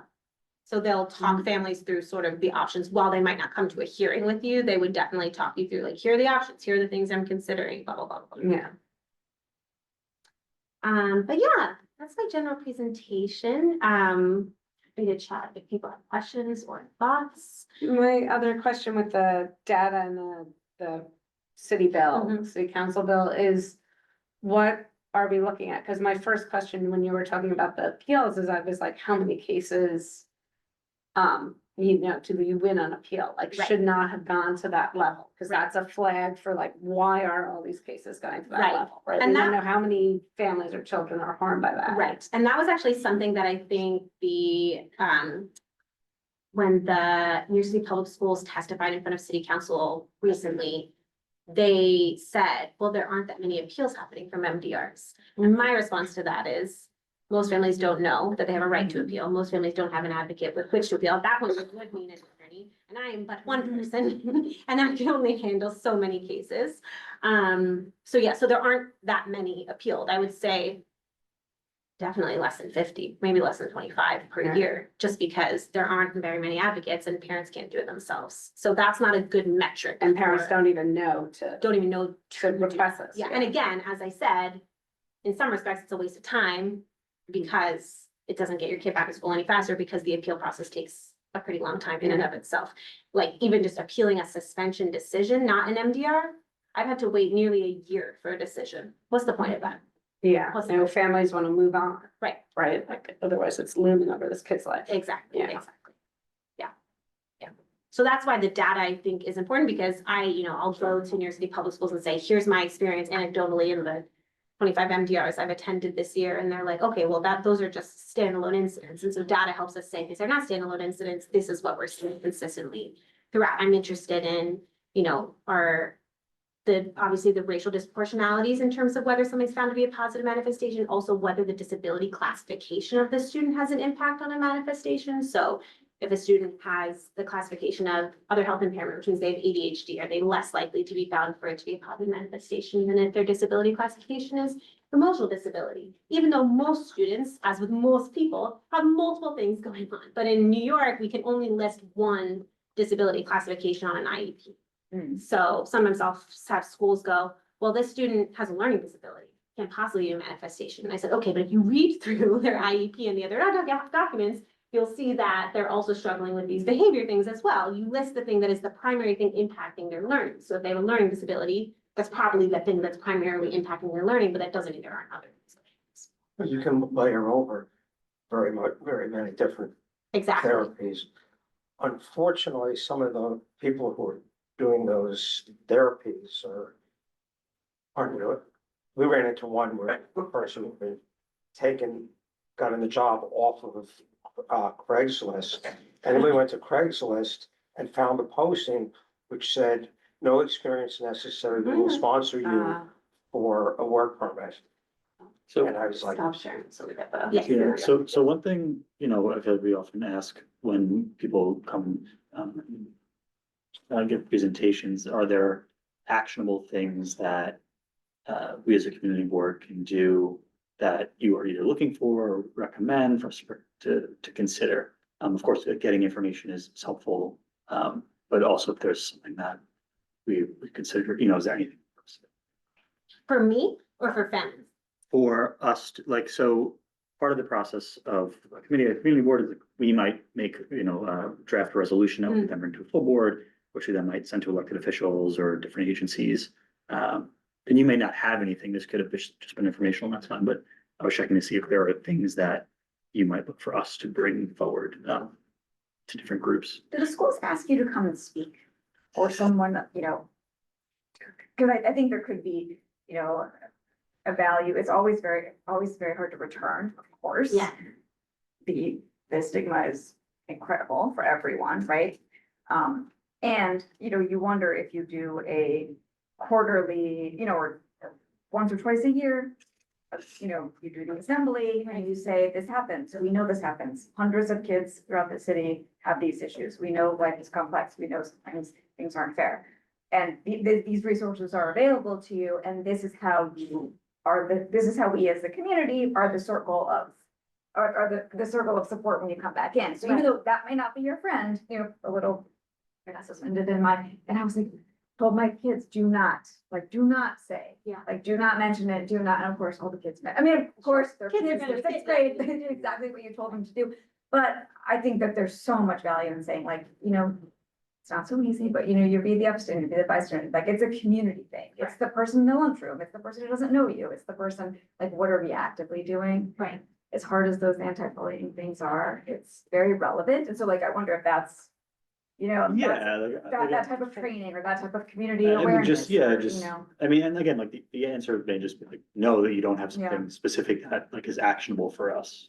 Yeah, I think just sort of spreading the word about the Spreading the rights word. that families have, having know your rights trainings, letting people know that we have these documents, like the chancellor's regulation, things like that, that families have rights and that they should be aware of them. And that if things go wrong, to raise that, to share that information. Because I think sometimes also what's happening again is that I go and say these things are happening, they're saying, well, we're not hearing that. And again, that's just because people don't know when things are going wrong, when things are being violated, and just helping families, I think, know what those rights are and what they have a right to ask. You never which is need the information until you need the information. Correct. And And then then- you may not be so comfortable asking Right, also, or right. like, you just want it to go away. You want it to not be, you know. Right. So I assume none of this stuff is posted on the Outreach is board great. in schools, right? Like it's. Not really. I you mean, have it's to posted dig on the for it. website, Sure. but yeah, but not. Cause it sounds like the educators, the administrators themselves don't necessarily even know Not all the aware, time, right? So.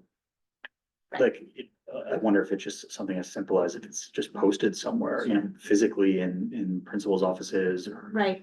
I mean, something that turned out really well was that through some of this advocacy efforts, I met a woman who works in the Division of Inclusive and Accessible Learning within New York City Public Schools, and we became friends, and she has become the biggest advocate for MDR training, and she has gone to most districts in the city and led trainings that had just not happened before. So like you said, then she's helping schools know what to do, which is then trickling down to Even families. the student council, you know, I mean, we're thinking a little bit about, you know, the civics for all engagement and how there is an opportunity to engage, but even, you know, student leaders, like, these young people are so incredible, and they're Right. so engaged and they're so great with social media and they're so amazing. You know, those are the best communicators, the best Exactly. advocates for each other. You So know, they'll true, say, yeah. you know, this is available to you if something happens, you know. Right. Um, And I think encouraging, like I work at this level, the reason I got involved with this work is because I feel like this is such a pivotal moment in a student's life where things could go one way or another way. And if we choose this moment as a reinvestment rather than a moment of push out, we can really impact the student's life. But some of my colleagues work a little bit upstream. They have a great project in the Bronx called Healing Centered Schools, basically trying to change the culture of schools in the Bronx from the ground up, focusing on restorative practices, healing centered practices, recognizing that most students in the Bronx are coming in with some sort of trauma in their life of some kind or other. How do we acknowledge that and build upon that and empower students and just know that this is in our environment and we're going to choose to engage with it every single day in different ways. So I think the more we can have that in our school, the more we can use student leaders to encourage that, to encourage restorative justice practices such that when things do go wrong, we're dealing with it in different ways so that it doesn't get to this point. Yeah. I think is probably the way we can have the biggest impact. I thought I heard Michael say that one of the things the community board can do is offer a resolution, could be potential legislation for the city council. Anything that you would suggest about that would be helpful in your work? You don't have to decide. Yeah, I might have to this think second. about that, but I would like to come back to you on that. Yeah. Yeah. Or if And- there are things that have popped up in your mind, like while we've been chatting. Well, you said, there's some legislation before the council now. So Yeah. one thing we sometimes do is weigh in to say, we think you should support, or we think you Right. should not support. So that's definitely an avenue that we could do some work on. Great. Awesome. And for our process for that would be a resolution to our full board, Ah. and then And it spins out from that. We can speak to city council members. Great. It also seems like from your presentation that the MDRs, they're not getting trained in the schools related to this. Yeah, Number two, it seems as though a lot of students and parents don't know their rights. correct. So maybe is there a way we can hold school leaders accountable? Such that they can communicate to the students and the parents, these are your rights. Yes, I think there is like a trickle down effect where we Right. should be educating our school leaders more so that then they can educate their school teams more so that they can educate their students and families. And maybe that's a resolution. Yeah, that can be exactly. developed Like from these that. are parts, like we recommend that these be a part of biannual training That would or be something great. like that. Yes, right? exactly. Oh, that would be ideal. Yeah, that would be awesome, both in terms of MDRs and then probably like the suspension process in general, like what schools Yeah. are supposed to do I before they. I think in instances like this, like we often rely on people who are much more familiar with the issues than we are to come forward with recommendations as a starting point, Yeah. and we discuss them in committee and see if there's an opportunity for us to support And I that. like the So, positive approach of the welcome back circles. Like, it's not just a handful, it's really the whole school communities. It's just, it's nice. This is so difficult in school administrators and educators who are dealing with this all the time. They also are important stakeholders, you know, that they're considered. And like, you know, anything you can do to help support systemically, you know, some more welcoming, you know. and Inclusionary. Inclusion, but also more, there is a positive, there is a silver lining, kids do come back. And what is our responsibility as a community Right. to welcome them back in a very productive way? Right. What's my job as a, you know, as a sixth grader when the seventh grader is Right. this, and we all know, like, how do I be an upstander? Right, and not only that, but It's also, nice, you know, yeah. it's like makes people feel like there's ownership and also there's hope to come back Correct. to. And do not get me wrong, I do not think it's easy. Do not think it's, won't be frowned upon, and people will be very cynical. However, it, you know, because I also think about the students or teachers, like the witnesses for the Yeah. suspension Yeah. hearings. There's no support for them either. They come and they testify, which is a really scary thing to do. And then they go. Something I propose is like, how can we support them in the hearing office when they get back to school? If you have somebody that did something bad to you and they come back, that's why mediations are not just for the student that's returning, it's for the student or the teacher, whoever that's been harmed as well. Like, we have an obligation. and you to- do it at to the them. beginning of the year. Before anyone has a track Right, record, right. you know, so like, you don't feel like it's in response to a person or a something, but you know, Exactly. in the beginning, and Yeah. just, and like, say, this is. Yeah, and you see life. this in schools. I mean, I appreciate you saying this. I want to acknowledge that, like, this is not easy, you know, it's not easy for teachers, for principals, for administrators at schools. They're trying to keep all students safe, and it's hard. It's really, really hard work, and that's why I think it's like that building up from the groundwork rather than trying to put Band-Aids on once things have already happened. That usually is the place to I have a start. question. Is it possible somehow to contact whoever's the staff of the person chairing the education committee in the city council to find out what kind of legislation they're working on? See if we want to suggest something they haven't thought about or weigh in on something they're considering. I just saw today, there's a new. Yeah, there's changed. new Just committees. changed. Yeah, today. I Yeah, think it so changed no, today. it's That's no what I was longer thinking Rita too. Joseph, I it is know. now Dinowitz, who is. I had a relationship with Rita Joseph, but I Same. don't. Same, I'm very bummed. Yeah. But yeah, so there's a new head of education. That would be great. Yeah, but their office, usually people don't do that and they think they'd like it. So they're usually pretty responsive, like, yes, we're doing work. Look at it. Yeah. And eventually doing the same thing with the state legislature. Yeah, I mean, there's plenty of opportunities. Hmm. I said, there's plenty of opportunities for us to, you know, I think Linda's on the education committee, right? I don't know. Rosenthal? thank you. So just like what's the upcoming legislation?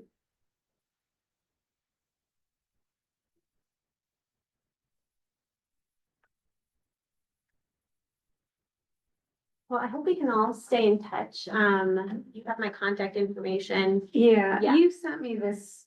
I sent you the already, deck, so yeah. I'll so put it please in the feel- drive yeah. for us to all look at, but if we do wanna, we should follow up, because if we do want to either support the city Yes. council legislation that's there now, that will be a resolution that we write, Great, and as Michael said, we do prefer people who are more expert in it, yes, help yes. us write that. great, awesome, So Yeah. that would be terrific. perfect, yeah, yeah.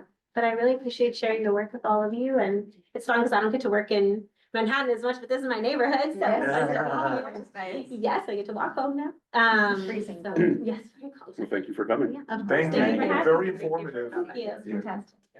Thank you. And thank you, Audrey, for inviting me and for having me. Thank you.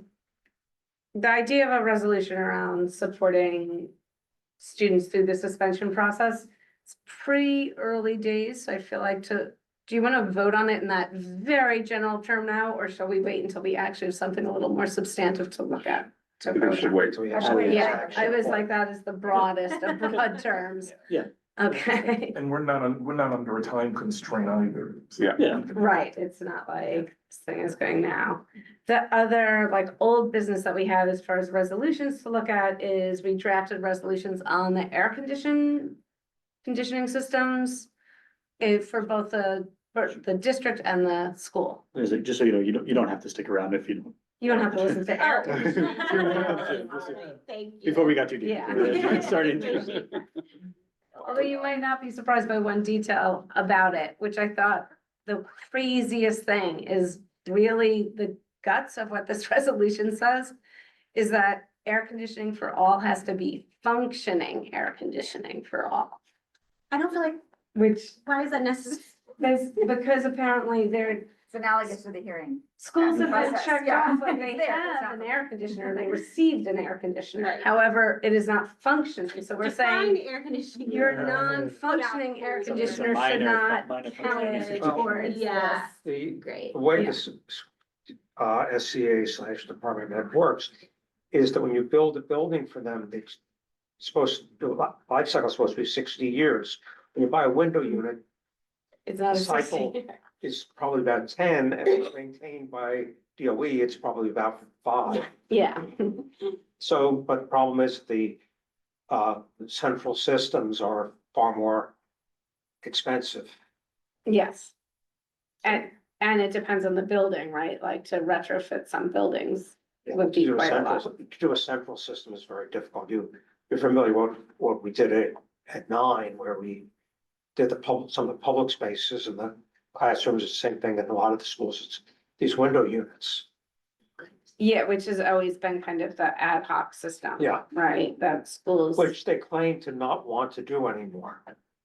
Which is why you see more of these mini splits where you'll have a half a Having a dozen units in different rooms. And then a central unit that fits and fills, feeds refrigeration, the number of other Right. spaces. So what you sent over, Which means you can have 8 classrooms out at the same time, except 1. Yeah, I'm trying it was to for a specific, But we have- log into this to, So of course, the through line in both of these issues is that, What? the through line in both of these issues Yeah. is Oh, that the school system is too damn big. You can trace pretty much almost every problem, like systemic problem in New York City public schools to the fact that there's almost a million. a million layers. There's so many layers of bureaucracy. There's so many arbitrary things that have to happen. And governance and accountability, there is a truth that the farther away it is from where the actual work is being done leads to these kinds of results. It's insane that people who want air conditioners have to wait a year to get air conditioners, right? That's insane. They don't have to But wait that's, a year. It took us, we did a couple of air conditioning projects at 9 over a number of years. And between putting in the reservoir request, getting the funding, then getting the Doc's contractor to hire a subcontractor, and then in getting access to the school, which was only available nights, weekends, and summer. right. So it could take you 3 years. And in one of the projects, Which is insane, right? If you had a private school that was fully run by itself and fully funded by itself, and it was only accountable to itself, that would be solved in a week. I think Okay. the counter argument would be though that like the systems that are in place are meant to be like safeguards against action that happens too quickly. We see this in a multitude of issues, right? Like the housing project they were talking about, the Bloomington Library Yeah. location, where it's like, yes, it feels on one level absurd that it takes 10 years, but then you sit down and every stakeholder has their own individual interest in it. Where now, yes, something like air conditioning in schools feels like it should be a simple issue, but It's gotta be in the middle. but when there's construction at night and you're the apartment that's across from it, and we see this in this district, right? When there's construction across from your apartment, suddenly you care when it's happening at 3 AM well, or on weekends. Yeah, but that's a different context than what's happening I in would public stick to schools. the not to get Well, too- Shaq, I not thought to you get were going to too- call up the, yeah. Yeah, I am doing it, but you also, I sent it this afternoon. So the more broad conversation Michael was talking about, because there were 2. The first one really refers to the district and the city, and the second one was very specific to the Joan of Arc complex, Yeah. which has 3 schools in it right now. Are you trying to pull it Yes, up on it's okay. the? Thank you, Yeah. thank you. But because I'm on my phone, I'm literally just screenshotting. I'm sorry. The Joan of Arc complex has a particularly bad history because of the envelope project that ran for 7 years. This is like the questions of like funding, right? Like, as like you're saying, the city's not gonna, they'll pay for it, but they don't have the staff to do it permanently, so they subcontract it out, and you subcontract. Yeah, I it, just- subcontract it out, you have to make sure it goes through a bidding Yeah. process, you have to make I sure. would be happy to talk about the public procurement processes for New York City and New York State. Actually, I'm just gonna. And there's not enough beer in the city for me to. But it is it's a process, right? Like it's gonna, Yeah, they so have there's to- that process, I think I'm these trying right screenshots are now really good enough, yeah. to do something simple, which is we're working on a project for the state of New York. I work for the state these days. I've worked most of my life in private industry. And the question is, the building hasn't been occupied for 25 years. Is the sewer line still good? For the new So I sewer forward you line. the resolution. Awesome. So Perfect. So when- just to get somebody to come and run a camera through that line to make sure that it's still clear, so that when we're doing it, it's maybe a $50,000 bid item and not a $200,000 change order item. Yeah. So we have to get somebody who wants to do the work for under 10,000, so that the procurement is at one level. If it goes to 15,000, becomes another procurement. If it goes to 25,000, it's three bidders. Yeah. They all have to be prevailing wage rate. Well, and then the city ties in other things to it, right? You know, they want it, and these are not necessarily, like, they're noble goals, but we say, well, we want minority-run businesses or women-run businesses and, Well, we You know, had right? And so, SV so like, David what services, every so that's- issue has to be tied to every other issue, and we can't just say, I want And the lowest bidder, Something- you know? well, sometimes there are ways of waiving that where there's only like one person who can do something, or it only involves, like put up the TV set. Well, you can't have 30% of the TV set put up by one person Yeah. and 70% put up by another person. And then, you know, there's. But then, of course, you can have The union stuff, the point You being. don't that- have union, but it's prevailing Well, wage. fortunately, these Crazy. resolutions, we don't get this far into the weeds. They seem Unfortunately, pretty, pretty broad, Anyone have any issues with the resolution? pretty broad No. and pretty I non-controversial. am in support of air conditioning. Yeah, and considering that the immediate past occupant of the Joan of Arc building until My 2 son- weeks ago, Even he couldn't get air he conditioning. couldn't get it, so- but I'll bet you he can get it for his chosen successor. Because the chosen successor can say, I was in that office all summer and we didn't have air conditioning. Yeah, And they're gonna go, but so You got even the current chancellors worked in an office with no air conditioning, Yeah. so. I think that this is not hugely controversial. We discussed the details of it. I would like to bring it to full board at the next full board. We support air conditioning in our schools. It Should is we- not a crazy idea. Call it to a vote. Yeah. Yeah. Shall we vote on We're also resolution against one? climate change. All in support. All in support of air conditioning. Yes. And resolution two, is literally the same thing, but more specific to the Joan of Arc complex. Because that is a specific building in our school that's used by many services and does not have. Trying to send a I picture, just and does wanna- not have air While you're conditioning. looking for this, I will make a side note. When the SCA started in 1990, the mission was to get air conditioning in all of the schools. Here we are 35 years later. Only 36, 35 years 36, later, 36. we're not building the Second Avenue subway here. Trying to put window air conditioners. Did you see that they released a proposal to extend the Second Avenue? Yeah, well, to I'm not the gonna get into Far that Upper West because, Side? because the governor did not ask a simple question, which anybody who is in the geotech world knows. Is there's a fault that runs along 125th Street. For the second resolution, should we? Yeah, so briefly this go- is the second resolution. It's up on the wall. It is almost the same, except you'll see it specifies the building M118, which is the Joan of Arc building. Shall we vote on this? All in There's favor? no All school. in favor? Could I make Sure one thing. little friendly amendment? For Yeah. those of us who don't know what M118 is, could we do parentheses, list the school names so it makes? Yeah, sense? earlier on in the Yeah, I resolution, was we gonna say, I do think it's- specify okay, it. This is down in the like Oh, okay, resolved got it. clause. Yeah, Clauses. it's Yeah. the first time it says it, it Yeah. introduces the All full right, thing. this is so long ago. Yeah. Okay. Wonderful. I'm glad we will bring both of those to the full board. Does anyone have any other business Can- tonight? Yeah, I think we can stop sharing, also, but I think just obviously in light of the recent comments from the governor about the pilot, I don't know what they're calling it, 2K or whatever. Yeah, that going on, plus obviously this community's specific relationship with the now chancellor, right? I think that title is correct.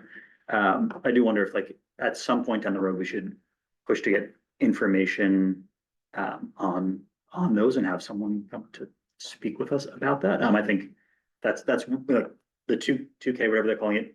That's one thing we should explore. And then also if we can leverage our prior relationship with the now chancellor as an opportunity for community engagement, for possibly having him come speak, not necessarily here, but we can even use some of our larger venues as a way for, and we know how important and so popular early childhood education is in the Upper West Side.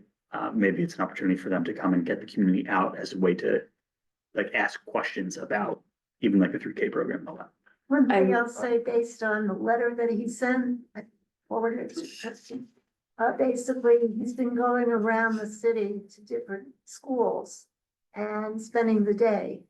And what he talked about in this one experience was quite moving, but he's an extraordinarily sensitive educator.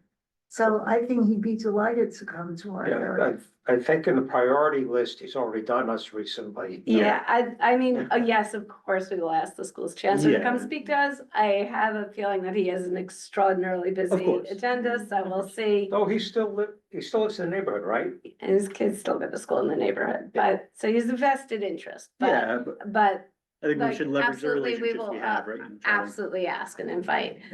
Dan did raise the idea of the early childhood, and that's definitely something that I know, like, we've spoken about as a committee, we're really interested in. We will see going forward, because most likely that early childhood before 3K is not going to be housed within the DOE. Yes. Right, it will be housed under a different agency. In that case, I do think we should, in our own board, just make sure we include HS Health and Human Services Committee. Cause in my mind, that kind of would It's occupy childcare. their lane. So I would like to work with that committee, that we work Yeah. together on it. Sure. Yeah, Yeah, and We've got youth education in our title too. so yeah, we I'm like, definitely have an where, interest. what's youth Yeah. technically?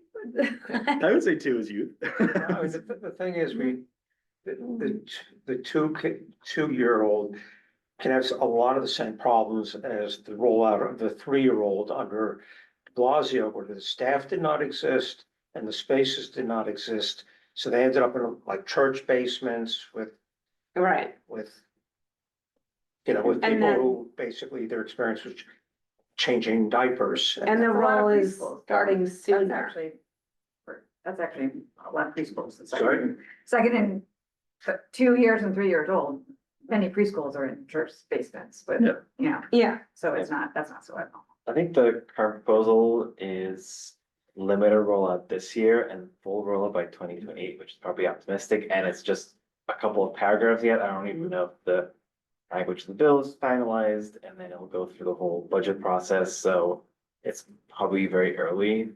It sounds like it'll get done, because everybody seems to want to at least try to get it done. But I think But- that's also like the time when we should be, like, while everything is still unformed and nascent and, you know, we can start to leverage these things. And when we saw how difficult the fight was at 1972 to get information, to get action, and that was a building to that was start the built. ball rolling, yeah. That all they needed to do was bring staff and internalize it. And now we have the great news that from a year ago, we went from nothing there to it being, including all these different resources for that community. So, you know, I think we have to try to keep that momentum where we can. Yeah, I think it's important, like, working with the other committee, I think you were right, like now, strike while the iron's hot. People are interested, it's a hot topic, let's move on it. One of the downfalls of 3K was that a lot of the rollout happened between two administrations, and that was a real opportunity for including 1972, to fall through the cracks. And how many other facilities? like Right, that we talk yeah, about in the exactly. city So- exists, I'm hopeful that this is starting right at the beginning of an administration. Hopefully it's totally in place by the end of the first 4 years. But I think something that we can focus on that where we can have an impact is one of the biggest problems with the 3K was lack of communication and awareness raising among parents. a lot of parents didn't know this was accessible to them, Well, a right? lot of the, Mhm. So, and that is a gap that, let's say the new mayor is more committed than the prior mayor to doing this. Even still, the community boards are uniquely positioned to help fill that gap in terms of being a conduit of information, making sure that parents are aware. And that's something that that's partially why that animated me to join the community board, was that, like, I really feel like that is an opportunity that is unique to the community board's role, that it can be a disseminator of information and be engaged with constituents, particularly parents in this case, that will augment what the city does. Agreed. one of the problems with, sorry, No, please. with 3K is that they said, oh, produce all these seats, but the seats had no relationship to where the needs were as well. That was another problem. Yes. And so that's a place for the community boards, not just this one, but every community board could try to generate the data. And a lot of that data is sitting in the health department already. Yeah, I have a feeling that much of this district is not high on the list for need, but that is one thing that Community Board 7 has always done, is evidence is the need, right? Like, we can look And, and pull that up. And I don't mean to push back, but I do think, regardless, obviously, this is a community that is generally on average wealthy. And, we don't have some of the issues that other communities may have, but there are certainly members of this community that still would rely on these resources, would love to access these resources.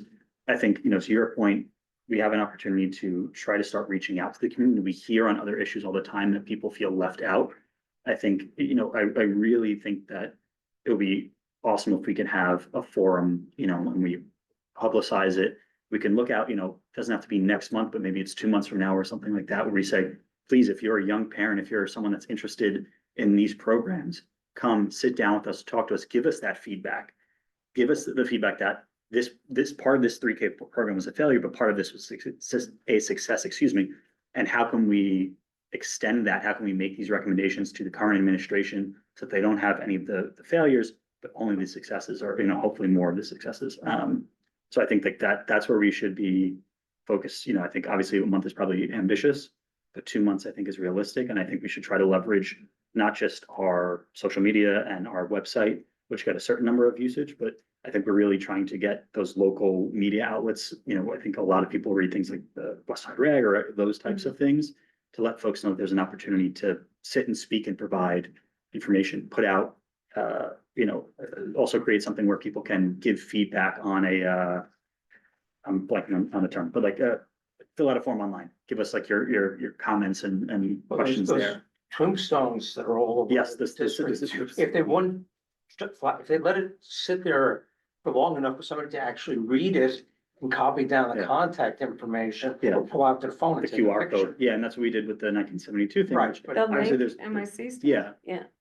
But So, yeah. and we get the opportunity to utilize that through the office as well, so. Okay, but in that case, we were talking about a limited number of seats that we could provide. Yeah, no, but the point, sorry, the point being, like, if we're looking for, my recommendation is, like, we try to foster conversation, gather information, gather data. The ways that we do that are actively reaching out to the community, not waiting for people to come to us, but extending an invitation, picking a date, picking a plan, picking a topic, and getting everything Well, organized. when we were trying to get, And warm weather's a great. time for that. West started, what we did was we went around to several schools and actually did petition drives. We did, I think we primarily did 87 and 9. The schools that were right there, and there were like, 199. And I think actually, it's hard when Community you, Board 7 had hosted a number of forums, very similar to what you're talking about, where they, at that point, there was more of a plan kind of sketched out, and they were able to present that and then solicit community feedback. Yeah. So do you want to make on our February agenda, should we make an early childhood forum our topic, and we can try to figure out how we can roll this out Yeah. and actually implement it? yeah. I That's think great. it's helpful by then. Ideally, more precise language will be out on how they want to implement it, maybe not at the local level, but the funding is gonna be like. the Might timeline's gonna be like. inform some of them. Right, it I say may helps. inform our conversation. Yeah, yeah. Yeah, Like, it we helps could frame actually the have something. conversation, even if they don't have it specifically, it gives us something to Yeah. like start the I think we conversation should have like with. something relatively Yeah. specific by next meeting. Right now, it's just like a line in a speech. Yeah, A lot of folks are probably working late nights to draft the exact language. But we'll have something by, I think, the next. My only concern with the, like, going to schools, I think that obviously that's, kids are where the kids are, right? So, but, some young parents are, like myself, not where in the you only system, have, yeah. you only have one kid, so. Yeah. Or Or maybe your expecting eldest, your- you're not in, yeah. Yeah, so just making sure that we're reaching like those portions of the community as well, or trying to find a way to reach them, because they won't be at schools, but they may be, you know, the- In playgrounds or reading Yeah. West Side Reg or, yeah. Exactly. Maybe this is not viable. Questionnaire fairly recently Yeah. to the community, asking them, I don't remember what the topic was. This was the 1972 bill, yeah, Yeah, but that was specific to that That location was- and trying to get specific data about that. Right. yeah, One but thing I- that was But it was successful, good, it was a worked, Great yeah. idea, it worked well. One thing I would be interested in exploring is, and this may be not viable, but is to talk with Gail about sort of, can there be something in whatever legislation gets passed that creates a formal role for community boards to disseminate information? I don't know how much role she has to play in this process yet. Because it's No, happening. no, no. I'm saying if there's gonna be any kind of legislation in the city council, To disseminate information. yes, is that to carve out a formal role for the community board? I think that would probably go to our state representatives, because it's happening at the state level right now. So we can send that same letter to our State state level, senators. state senators, state assembly Yeah. members, yeah. But Gail is a good one to talk about that because she's an enormous advocate for Right. community She boards. is now the government ops, operations chair, and it oversees agencies, boards, and commissions that are the guts of city government, so it'd be including. There we go. So she would be Yeah, very good to citywide consult administrative with. services, board of elections, finance board, law department, so tangentially, perhaps. Yeah. it's- it's So maybe by sort February of in the though, wheelhouse. Yeah, the ones trying to get. Like- a job in DC. like homework for February is to come back with I'm maybe still some gonna tell ideas them on what, the end of the year. what community engagement might meaningfully One look just like. got a new job. Yeah. so whoever follows it. Who's homework? I think for all of us, Yes. for all of us. I think like we should all feel as members of this committee that, you know, we have a, Obligation to do yeah, some like of this the is why work. we're here, right? Like, Yeah. you know, this is So, the good feeling stuff. Like we should be. so that's what I really do want. But like, I think we can just do it through email threads for now to kind of keep one another motivated if we want to start throwing out ideas. So that we can discuss them in February and ways to host a forum. And let's say like, I think we often look through the lens of how we would advertise it, but what would it actually be? Yeah, Right? exactly. How would Yeah. that forum function and how would it, I have ideas, you know, but I don't want to solicit belabor it here. You know, it's community obviously. engagement? want people So to that- know, but- Do you, can I ask you starting that email Absolutely, thread? yeah, Cause I feel like once one person starts it and puts a few ideas down, other folks start Yeah, to I have, chime I have in. ideas. I can. kick So this that off would and be then- terrific. Michael always has that. That's Good. That's, Share them and that'll motivate everyone. I did realize though that I was remiss at the beginning of the meeting because I was not at the full board meeting because I was sick at the beginning of the month. They didn't announce But- it there, so you didn't miss anything. Oh, Dan is officially a co-chair. Yeah. There are 3 co-chairs to the committee. It's myself, Minna and Dan. I checked. I thought Alex said he had announced it at full board. I thought he I saw might it have announced somewhere. it exact. yeah, he said that exactly. Yeah, 'cause Ah. I remember I him remember saying hearing it. So he was only He preaching to told the it to 6 of choir. us. Yeah. Well, 3 of us were here. Yeah. No, it exists. It is official. And so now some of the work can be deferred to Dan as well. Congratulations. Well, I appreciate the opportunity, so. And I was added to the committee. but Yeah, late. nobody told me I'm that. sorry, That is my my second second time I've time. been here, I've been added, so thank you. I I'm realized when sorry you about said I that. didn't get the email, I was like, I know, oh. I realized I think I updated like the shared drive, but you probably don't have me on a distribution list, so Alright. I'm on the one that was sent out by the staff today, but I replied to you, so. Okay, So wonderful. you now know, Thank you. but I'm sorry No, about I that. included. I think is that everything for That's all I tonight? have, yes. Move to Can we adjourn. get a motion to adjourn? Move to adjourn. All right, Thank you. wonderful. I switched from